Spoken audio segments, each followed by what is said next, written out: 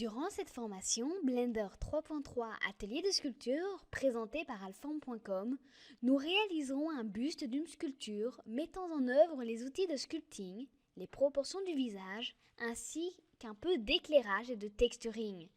Dans cette vidéo, je vais vous présenter la statue en question et nous verrons ensemble les outils nécessaires à leur réalisation. Finalement, je vous parlerai des fichiers sources disponibles sur le site alform.com. Dans cette formation, nous modéliserons ensemble une sculpture d'une jeune fille. Nous verrons les différentes étapes pour arriver au rendu final. Si vous avez suivi les formations précédentes, vous serez heureux d'ajouter cette statue à notre petit salon qui était le sujet de base des formations précédentes. Une fois la formation finie, vous pourrez rendre votre travail et surtout le partager avec nous sur les réseaux avec le hashtag Alform.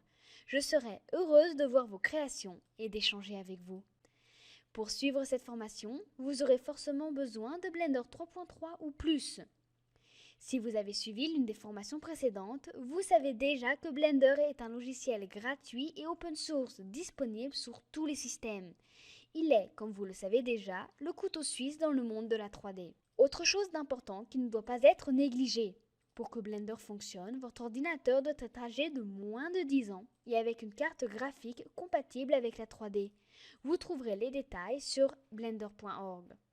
Et enfin, il peut être difficile, voire impossible de sculpter avec une souris. Donc, je vous invite à utiliser une tablette graphique. Cela vous permettra d'avoir les meilleurs résultats possibles.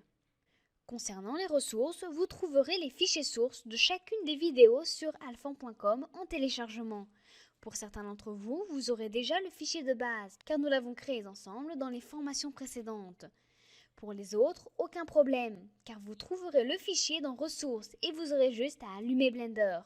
Pour plus de facilité, j'ai compilé tous les fichiers externes dans le .blend, donc aucun problème de lien brisé. Dans tous les cas, si un fichier particulier est nécessaire pour la réalisation du projet, je vous le signalerai au début de la vidéo. Et vous aurez juste à le télécharger. Et maintenant, on se retrouve dans la vidéo suivante pour se mettre au travail.